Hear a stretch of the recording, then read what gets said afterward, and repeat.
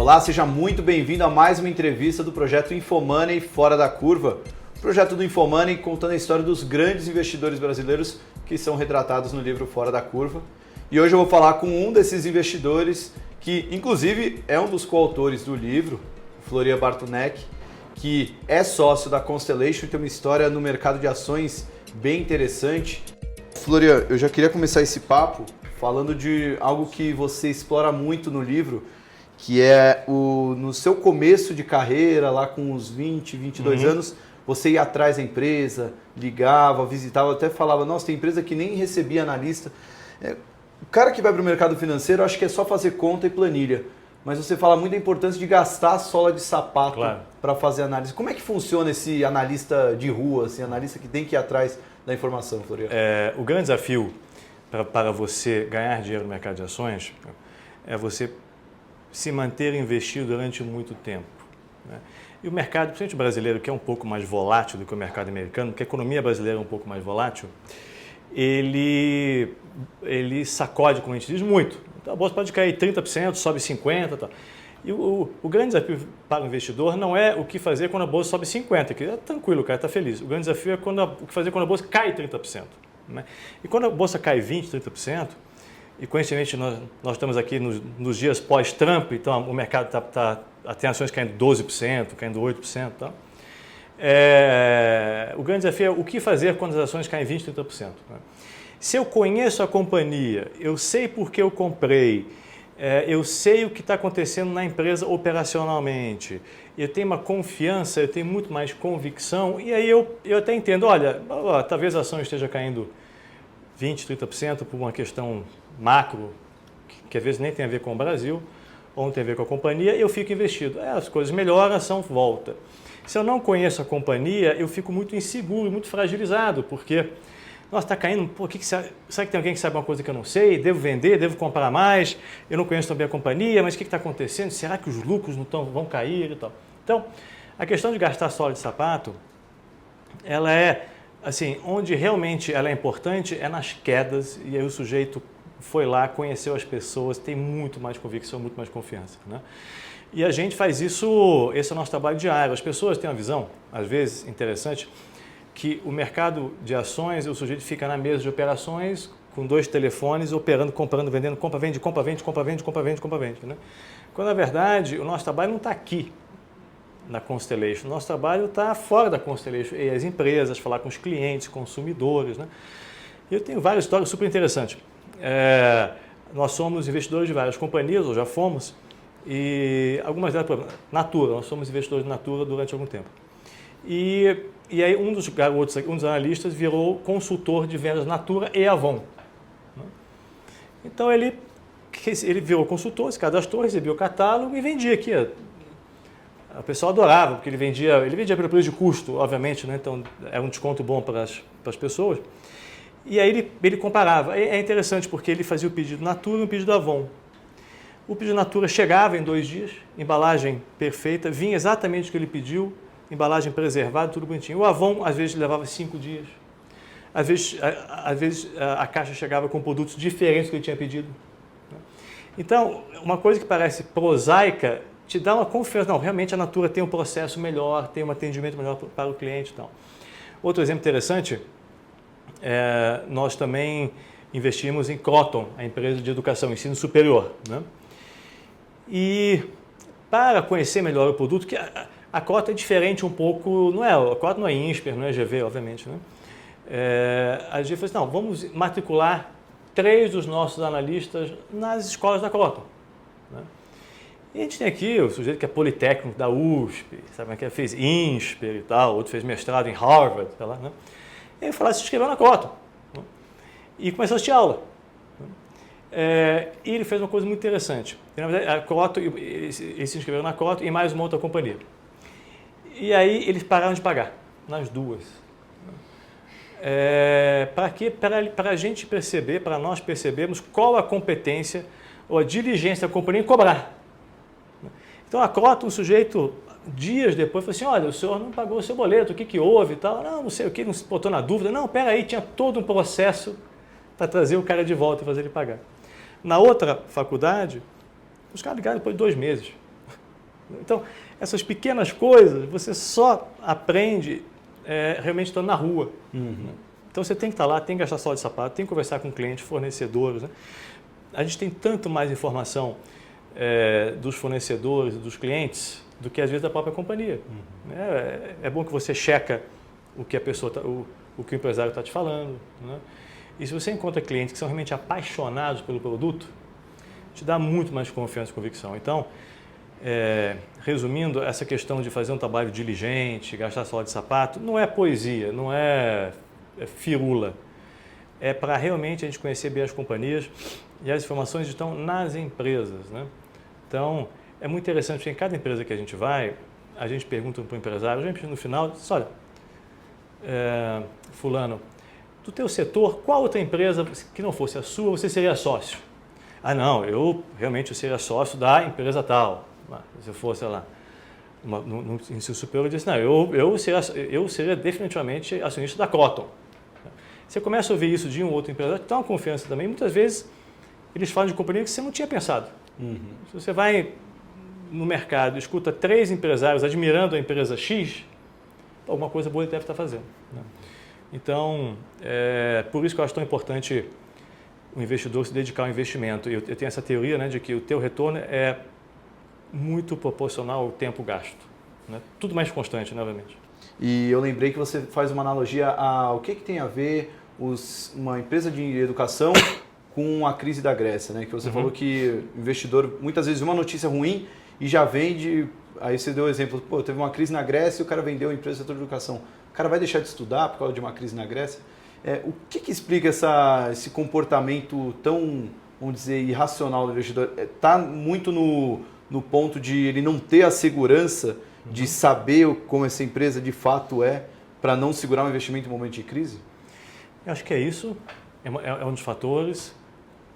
A grande beleza do mercado acionário, eu acredito, é que o preço da ação, ele, às vezes, na maioria das vezes, acho que tem muito pouco a ver com o valor da companhia. E o preço ele é determinado por euforias, pânicos. Né? E eu sempre costumo dizer que é interessante porque o Trump ganha nos Estados Unidos, digamos, e aí a ação da Croton cai 15%, hipoteticamente. Né? E tem um sujeito disposto a vender a ação da Croton 15% mais porque o Trump ganhou nos Estados Unidos. E a Croton é uma empresa brasileira, não importa, não exporta, não vende para os Estados Unidos, não compra dos Estados Unidos. Né? O câmbio é praticamente irrelevante para a companhia. Né? Mas alguém resolveu vender 15% mais barato a ação da Croton para você, se você quiser. Está lá, vendedor 15% abaixo do preço, sei lá, de 2, 3 dias atrás. Ou ao contrário, né? O Nasdaq fez new high, bateu recorde. Alguém está disposto a comprar a ação da Croton 10% mais caro de você, porque lá fora você viu o Nasdaq e tal, a Bolsa Americana e tal, isso aqui. Né? E a companhia continua igual, a Croton não vale 15% a menos porque o Trump ganhou, ou também não vai valer 10% a mais porque o Nasdaq atingiu o novo patamar de preço. Né? Mas tem alguém disposto a comprar e vender para você. Eu gosto de fazer uma analogia que é fácil de entender de um apartamento. Né? Se você tem o seu apartamento, sei lá, no 7º andar, ele vale, sei lá, 300 mil reais. Dificilmente o teu vizinho do 6º vai te ligar e dizer assim, olha, sabe o que é? O Trump ganhou lá, estou apavorado, não sei o que vai acontecer, você quer comprar meu apartamento aqui? Mesmo prédio, vale 300 mil reais. Por, sei lá, 250 mil reais, porque sabe como é que é? O Trump ganhou, vai acabar o mundo, não sei o quê. Como também não vai te ligar o do 8º andar e dizer assim, olha, eu quero comprar o teu apartamento, pago 30% acima do que vale, porque, sei lá, o Nasdaq está subindo e não sei o quê, a China e tal, essas coisas não acontecem, né? Porque as pessoas sabem o valor, você sabe o valor que tem o seu apartamento, mas na Bolsa acontece. Então, eu acho que essa é uma das grandes belezas do mercado, que você tem esse vendedor em pânico ou comprador eufórico, te dá uma oportunidade, se você conhece o ativo, como você bem falou, se você conhece o ativo, você sabe qual é o valor daquele ativo. Então eu sei que o apartamento vale 300 mil, se vem alguém querendo pagar 400 mil por um motivo aleatório, eu venderia. Né? E se alguém está disposto a vender por 200 mil, eu compraria. Né? Então eu acho que essa beleza, essas oscilações elas acontecem por conta de eu vou dizer assim, das emoções mais primitivas do ser humano. E por isso que a Bolsa vai continuar sendo igual daqui a 10 anos, 50 anos, como foi os últimos 50 ou 100 anos. Porque o ser humano não mudou nos últimos 2.000 anos em questão das emoções. Continua ganancioso quando a Bolsa sobe e apavorado, medroso quando a Bolsa cai, né? Essas emoções continuam valendo, né? Então, o ser humano não mudou nesse aspecto, né? Ou mudou pouco, né? Então, quando tem uma coisa acontecendo aleatória à companhia e é um clima de pânico, o sujeito, quando não conhece a companhia, ele é absorvido por aquilo, né? E é uma reação natural positiva para a raça humana, vou dizer, tá? Porque, sabe aquela história? Porque se você, sei lá, você estava o homem das cavernas, se você estava andando no meio do mato e ouvia um barulho, você sai correndo, porque pode ser, sei lá, um tigre de bengala, pode ser um mamute, então o certo é sair correndo. Se você está no meio, está andando no mato, vê um monte de gente correndo na sua direção, fugindo de alguma coisa, o certo é sair fugindo, não é dizer, não, eu sou contrarian, eu vou lá, porque a chance de ter um tigre, um mamute é muito grande, né? Isso a gente carrega até hoje, né? E é bom pra gente, porque se você está andando na rua, tem um monte de gente saindo do cinema, correndo, acho que é bom que você não entre no cinema, não, eu sou contrarian, tá todo mundo saindo, eu vou entrar no cinema. Não, deve ter acontecido uma coisa lá, então, essas emoções, quando você transporta ou transfere elas para o mercado de ações, elas são negativas. Por quê? Não, está tudo vendendo porque o Trump caiu. Peraí, se está tudo fazendo uma coisa, deve ter alguma coisa correta, eu vou junto com a manada. Porque lá atrás, Homem das Cavernas, fazia sentido. E peraí, talvez tenha uma notícia aí de que a empresa tal pode ter um problema, né? A ideia do tigre de bengala lá atrás na floresta 2.000, 3.000, 4.000 anos atrás, né? Então, assim, acho que, respondendo a tua pergunta, eu acho que é um misto de má percepção do real valor do ativo da maioria dos investidores e as emoções mais primitivas do ser humano que continuam até hoje. O sujeito, quando ele... O ideal seria, é muito difícil, poucas pessoas conseguem, quando ele entra no mercado de ações, é deixar as emoções na porta, né? É muito difícil, né? Então, essas emoções é que às vezes fazem esses movimentos exagerados para cima e para baixo. É muito bacana ver essa explicação, Florian, porque você é um velho investor nato, né? Doutrina Warren Buffett, comprar valor, mas é um ensinamento de psicologia de investidor que principalmente analistas técnicos que operam no intraday, aquelas operações mais rápidas que buscam apenas o preço, também defendem muito isso. Então acho que está aí o grande diferencial, né, de por que tanta gente temos mais histórias de fracasso do que sucesso na Bolsa, porque nós, como seres humanos, somos ensinados a fracassar, né? A gente tem que ir contra o nosso instinto. Mas é exatamente isso. Você tem que ir contra o seu instinto natural, e que é um instinto correto. Não estou dizendo que se você estiver andando na rua e tiver um monte de gente correndo, enfrenta. Não! Faça o que os outros estão fazendo, porque a chance de o instinto de sobrevivência. Exatamente. Né? Legal. Bom, voltando agora que a gente já falou um pouquinho de Value Investor, eu queria que você respondesse uma pergunta que acho que vale muito a pena, porque no Brasil a análise fundamentalista não é aquela escola super admirada por quem está entrando na Bolsa. Geralmente o cara quer entrar para ganhar dinheiro rápido, e como a gente tem uma renda fixa que paga muito bem, então ele quer ganhar ainda mais que a renda fixa. E a análise fundamentalista não é aquilo que vai te deixar rico da noite para o dia. Você acha que esse é o grande motivo para a análise fundamentalista não ser vamos dizer, a menina dos olhos para quem está entrando na Bolsa? E até melhor, a análise fundamentalista funciona única e exclusivamente só a análise fundamentalista no mercado brasileiro? Essas são duas boas perguntas. Eu acho que... Perdão. É uma boa pergunta. Eu acho que a primeira pergunta, eu diria o seguinte: para o jovem, eu acho que o jovem que busca trabalhar no mercado acionário, ele procura trabalhar geralmente em análise fundamentalista. Ele sabe que ele tem que aprender a conhecer as companhias, né? O percentual de jovens que querem entrar para fazer trading e tal, assim, direto, é menor do que os caras que querem começar pelo departamento de análise. Que mesmo que ele queira ser um trader no futuro, ele fala assim, olha, eu preciso pelo menos conhecer os ativos que eu vou fazer o trading, né? O investidor, pessoa física, não profissional, aí eu acho que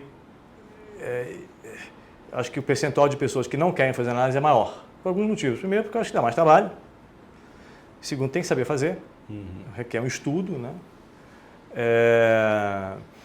Requer tempo. Muitos dos investidores não profissionais não têm tempo, né? Muitos deles não têm tempo para correr atrás e fazer essas coisas.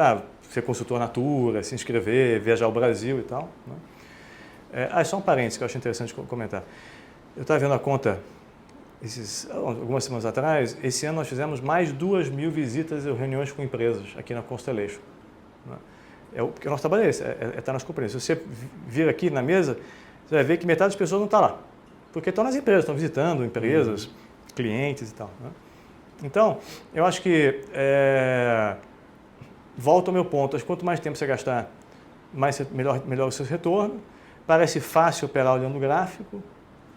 O gráfico, ele é engraçado, porque o gráfico, tanto o value investing quanto o gráfico, às vezes as pessoas têm uma visão preconceituosa, né, do gráfico, né? Porque eu acho que é a visão errada, porque eu acho que a forma que eu uso o gráfico é muito mais uma ferramenta a mais, é quase que um mapa que reflete as emoções das pessoas, né? Se o mercado está subindo, é porque geralmente tem mais compradores que vendedores. Parece uma coisa óbvia, mas tem mais gente comprando do que no vender. Então, aquilo tem um conteúdo informacional aquilo, né? Quando o mercado começa a virar, tem mais gente vendendo. Por que tem mais gente vendendo agora do que comprando? Então, acho que o gráfico ele tem muito valor. Nós não usamos ele, obviamente, como uma única ferramenta, mas é uma ferramenta a mais. É uma ferramenta secundária no nosso caso, não é o foco, mas é uma ferramenta a mais. O nosso foco é análise fundamentalista e é gastar só de sapato. E eu acho que tem ganho cada vez mais relevância, interesse no Brasil, porque o Brasil passou a permitir isso. O que eu quero dizer? Há 20, 30 anos atrás, a Bolsa era tão volátil, era influenciada por tantos fatores macro, porque a economia era muito mais volátil. A inflação era 30% ao mês, o dólar oscilava muito mais, né? A economia era muito mais fechada, você não tinha investidor estrangeiro, né, 30 anos atrás. Que o macro era, na maioria das vezes, 80% do fator determinante do desempenho das ações, né? Então, você podia estar certo na empresa, mas se você estivesse errado no macro, você perderia dinheiro. Tem aspecto de liquidez também, né? Exatamente. O mercado é menos líquido, né? Então, isso vem mudando nos últimos 15, 20 anos, né? Mudou com o investidor estrangeiro, mudou com a estabilidade da economia. Então, hoje, a inflação é muito mais controlada, os juros são altos ainda, mas não são aqueles juros de 50%, 60% ao ano, né? Então, hoje, o mercado permite que você olhe mais a companhia do que simplesmente o macro. Alguns dias, como os dias do Trump, por exemplo, o macro é muito mais importante do que qualquer fundamento das companhias, né? Mas eu diria que a boa notícia para quem gosta de olhar empresas é que hoje o micro é mais importante que o macro 70% das vezes, eu acho. E no caso do value investing no Brasil, até fazendo uma analogia, se Warren Buffett fosse Warren Buffett da Silva, será que ele teria tido tanto sucesso? Olha, é o seguinte, acho que não teria tido tanto sucesso por dois motivos. Primeiro, porque o mercado é menor no Brasil, né? E criou menos empresas. Menos empresas prosperaram, né? O Warren Buffett faz isso há 60 anos, né? Então, se você olhar a história do Brasil 60 anos para trás, você pega a ditadura, é outro departamento, né? Então, eu acho que o que ajuda... E o Warren Buffett diz isso, ele falou assim, olha, eu ganhei na loteria porque eu nasci nos Estados Unidos numa época onde os meus skills foram premiados. Se eu tivesse nascido, sei lá, na Sibéria, eu não teria tido o mesmo sucesso que eu tive. Se eu tivesse nascido nos Estados Unidos numa outra época, talvez eu não tivesse tido o mesmo sucesso que eu tive. Então, ele mesmo reconhece que o contexto fez diferença para ele, né? Agora, em relação a ele no Brasil, eu acho que ele teria tido sucesso, só que, novamente, em menor escala, né? Mas ele teria tido sucesso por dois motivos. Primeiro, porque ele tem um viés mais conservador. E como o Brasil nos últimos 30 anos foi muito volátil, quem foi agressivo sofreu muito. Muitos grandes investidores agressivos e tal acabaram saindo do mercado e teve quase uma seleção natural de quem é um pouco mais conservador, tem mais caixa, foi sobrevivendo e quem era muito agressivo, alavancava muito, foi morrendo por conta da volatilidade. Eu acho que ele, por ser mais conservador, teria navegado bem. Ele escolhe empresas de qualidade, com gente boa, tocando. Então, eu acho que, isso nem ele sabe, obviamente, mas eu acho que ele teria tido uma carteira com Ambev, Itaú, Bradesco, né? Lojas Americanas, né? Empresas que foram super bem. Eu não sei se ele teria comprado ações, sei lá, de management, Banco Nacional, ou empresas que meio foram Loja Arapuã, empresas que foram ficando pelo caminho, quebraram, porque estavam muito alavancados. Então eu acho que ele teria sido um bom investidor, porque ele teria pego essas Ambevs. Eu acho que ele teria no primeiro decil, se fosse um gestor, ele teria no primeiro decil, porque ele teria pego essas empresas que foram melhores. O caso da Ambev até é fácil de perceber, porque, querendo ou não, a parceria dele Sim. com o Lehman e companhia já mostrou Exatamente. que é um case que agradaria ele. Eu acho que ele teria sido um excelente investidor. Aqui. Legal. Você citou a Arapuã e o Banco Nacional. Eles também aparecem no livro como dois aprendizados, né? Sim. Que é, no caso da Arapuã, né? Conheça bem os executivos da sua empresa, e no caso do Banco Nacional, desconfie, duvide sempre dos balanços. Sim. Né? Por causa dos resultados que acabaram levando o banco à falência. Isso. Mas principalmente no caso dos administradores, né? Por que o investidor brasileiro não leva isso tão ao pé da letra? A importância de conhecer os administradores da empresa. Por que de fato isso acaba sendo às vezes negligenciado até em alguma análise, principalmente em algum research? E muitas vezes mais o buy side que valoriza isso, né, os gestores. Claro. Mas, gente, eu acho que tem duas coisas aí. E eu só posso palpitar nisso, porque cada um é cada um, né? Mas eu acho que, primeiro, o número de ações brasileiras, o universo de ações investíveis é menor. Então, se eu disser o seguinte, olha, eu só quero investir no management que é a Madre Teresa de Calcutá. Eu vou ter, sei lá, 50, 60 empresas elegíveis. Né? Nos Estados Unidos, talvez eu tenha 500. Então, lá, isso talvez seja um pouco mais fácil lá. Né? Eu tenho mais oferta de empresas legais e boas para investir. Então, aqui, se você for muito rigoroso, você limita muito o teu universo. Né? Eu não estou dizendo para você investir em desonesto, eu estou dizendo que você tem graus de governança. Um tem uma ação preferencial também, então, isso aqui. Se você for muito rigoroso na governança, você acaba limitando muito o universo. Né?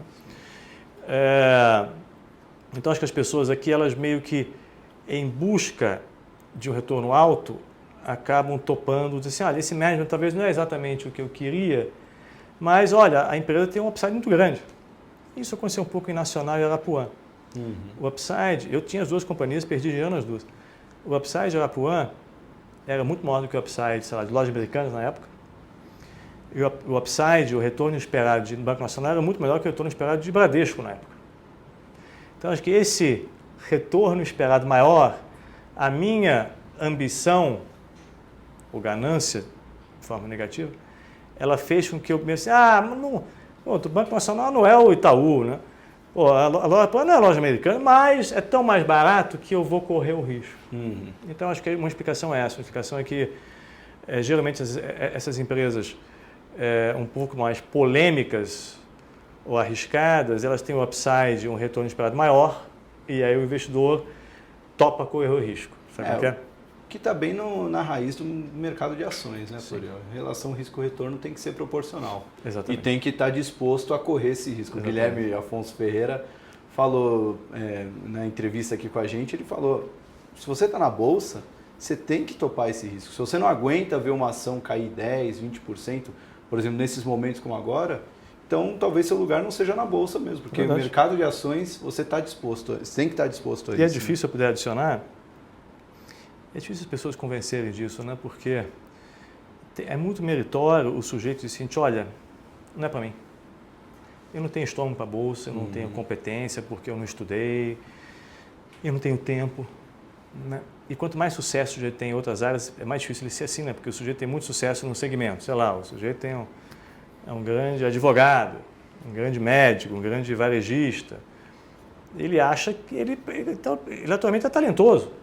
um grande empreendedor e tal, vai dizer assim, não, eu sou talentoso no meu negócio, mas eu não vou me arriscar na bolsa, não são todos.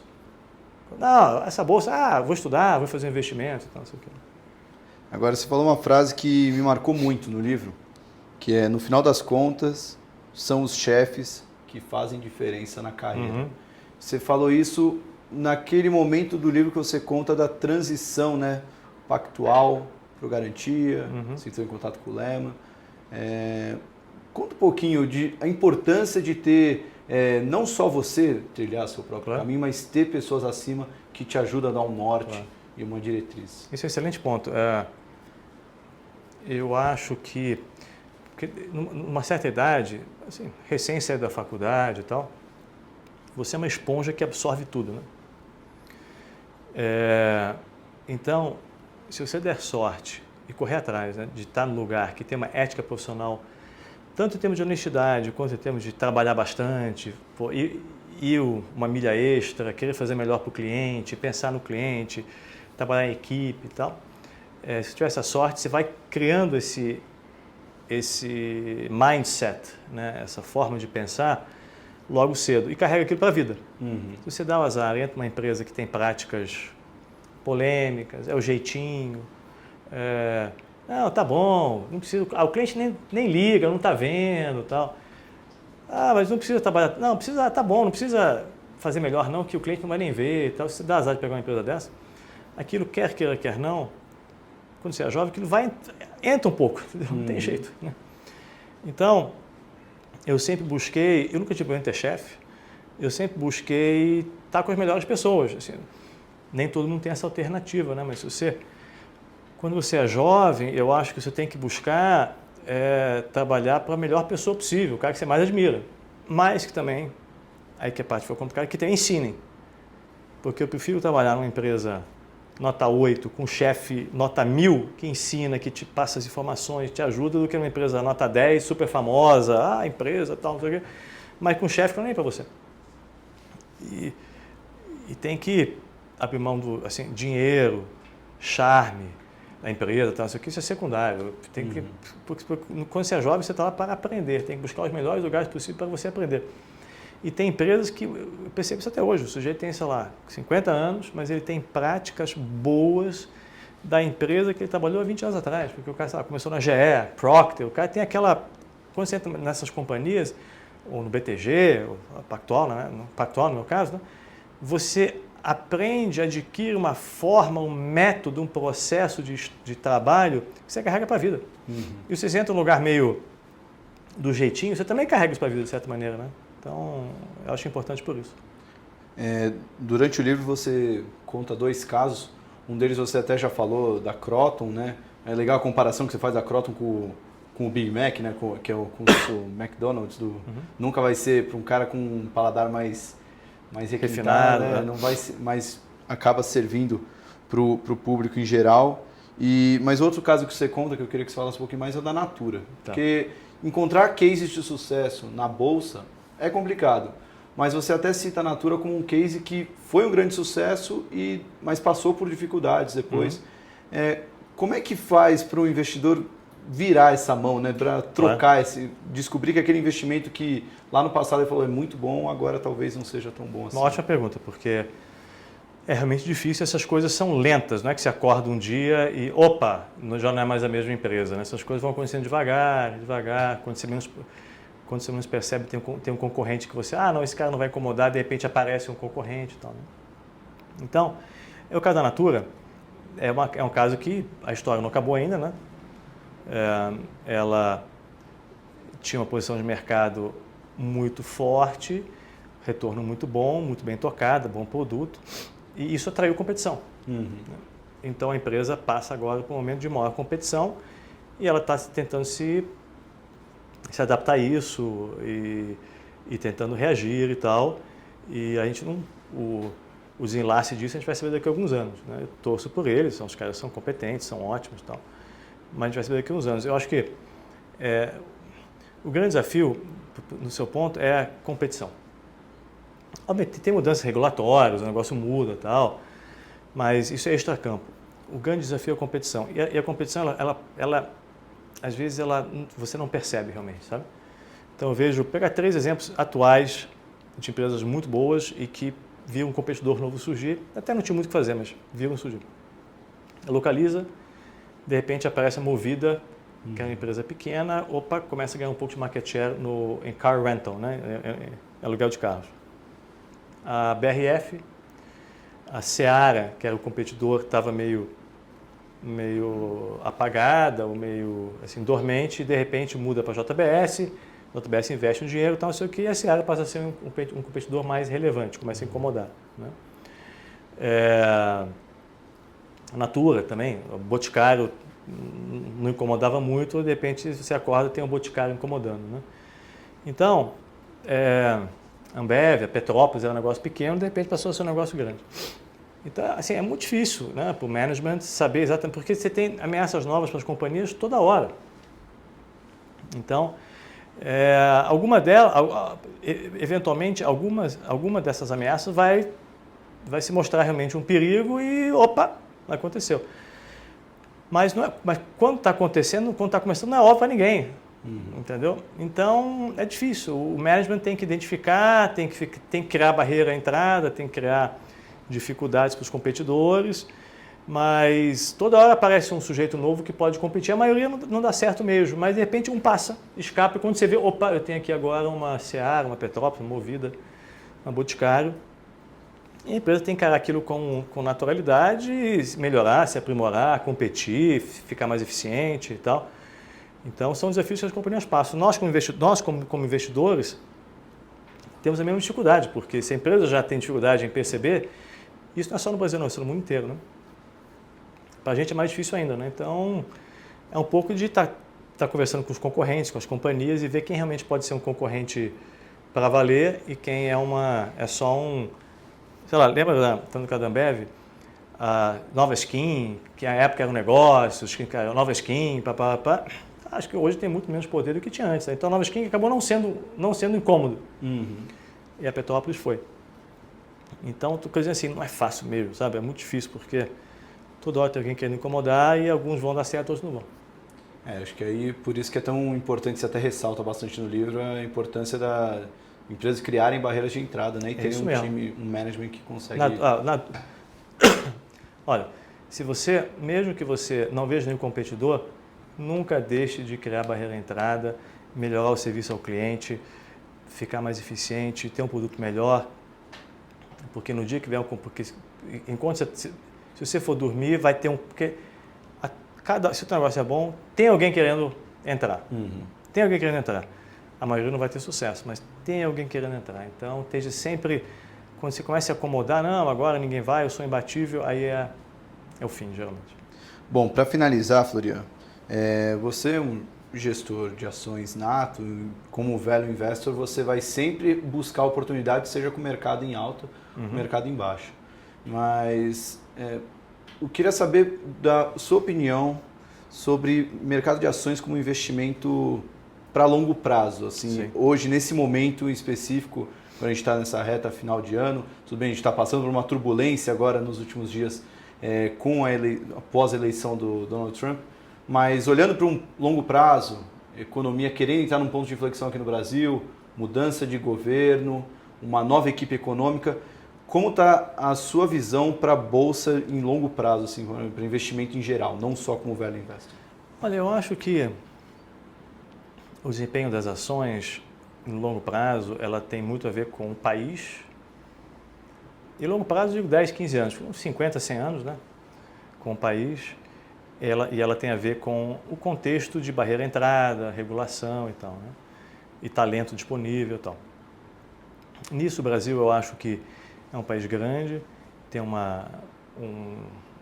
ecossistema empreendedor muito grande, tem barreiras à entrada, é muito difícil o estrangeiro competir no Brasil, né? Os bancos estrangeiros ganham muito pouco dinheiro no Brasil relativamente aos bancos locais, porque é difícil. Né? Então, acho que é um solo fértil para você ter boas empresas, tem gente muito boa tocando as companhias aqui, né? O mercado é grande, marca faz diferença, é fechado. Então, assim, eu vejo um pano de fundo muito auspicioso para empresas brasileiras no longo prazo. Dito isso, você tem uma economia volátil, então os pontos de entrada, e quando você compra, quando você vende, não sei o quê, aí você tem que ficar um pouco mais ligado mesmo, mas o mais importante tem, entendeu? Assim, eu digo isso porque não adianta você ter escolhido a melhor empresa da Venezuela 10 anos atrás. Entendeu? Não, eu sou um velho investor, o Buffett da Venezuela. Escolhi a melhor empresa, provavelmente não ganhou dinheiro, né? Porque você está no lugar errado. Né? Ou na Argentina, 20 anos atrás. Estava no lugar errado. O Warren Buffett provavelmente não teria ganho dinheiro na Argentina nos últimos 20 anos. Né? Então, eu acho que o Brasil tem um plano de fundo favorável, as empresas vão ganhar dinheiro aqui, vão ganhar mais dinheiro nos próximos 3, 4 anos que ganharam nos últimos 4, porque o juro vai cair, a economia vai ser um pouco melhor. Né? E eu acho que com isso é condição sine qua non, é a base para que as ações, a Bolsa de Valores vá bem. Então acho que vai bem. Assim, semana que vem, mês que vem, depende de tantas coisas, né? Mas no médio prazo, eu acho que daqui a 10 anos, eu acho que dada a competência do time de gestão e a força competitiva, acho que Ambev, Natura, Lojas Americanas, Localiza, Itaú, Bradesco, vão estar mais fortes do que estão hoje. Talvez uma ou outra dessas empresas não vá tão bem. Por isso que é importante ter um portfólio, entendeu? Porque, claro, que o sujeito que escolheu Itaú foi muito bem nos últimos 20, 30 anos no Brasil. Mas e se o sujeito tivesse escolhido Banco Nacional, como eu escolhi lá no Pactual, né? A gente tinha Itaú e Nacional. Então a gente foi o quê? Porque o que a gente perdeu Nacional, a gente recuperou Itaú. Bradesco também. Então acho que é importante ter o portfólio, mas eu acho que então é o seguinte, vai ser um terreno bom para as empresas, se as empresas forem bem, as ações vão bem. Essa de escolher ter um portfólio é fundamental. Se a gente tivesse 100% de certeza, pegava uma só. Exatamente. E ia embora, né? E ninguém sabe. Ninguém sabe, porque se você me perguntasse há 5 anos atrás se a BRF ia ter um competidor como tem a Cel, eu disse não vai ser. Se você perguntasse se a Natura teria um competidor em venda direta com a Boticário, não, o Boticário nunca vai entrar em venda direta e tal, e essas coisas acontecem. Né? Acho que as empresas todas vão superar pela capacidade dos gestores, mas é uma lombada no meio do caminho, sabe? O cara dá uma desacelerada no crescimento. Né? Bom, gostaria de agradecer essa entrevista. Obrigado a vocês. Muito obrigado pelo papo, muito obrigado pelo tempo disponível e parabéns pelo livro. Não, assim, eu só quero deixar o último recado, é o seguinte, a ideia do livro foi muito mais uma ideia educativa tanto que eu, Pierre, o nosso lucro vai para filantropia, né? Então é muito mais uma ideia de educar as pessoas, ajudar as pessoas. Então, eu acho que o livro, o que a gente queria, e eu sou muito grato a vocês, porque acho que é o mesmo espírito que vocês estão fazendo através dessa série de entrevistas, que é ajudar o investidor a ser um investidor melhor. E eu acho que o investidor tem que estar sempre estudando, sempre lendo, sempre correndo atrás. Eu acho que isso é só um começo. Assim, vamos tentar fazer isso nos próximos 10, 20 anos para que tenhamos investidores melhores e menos gente perdendo dinheiro.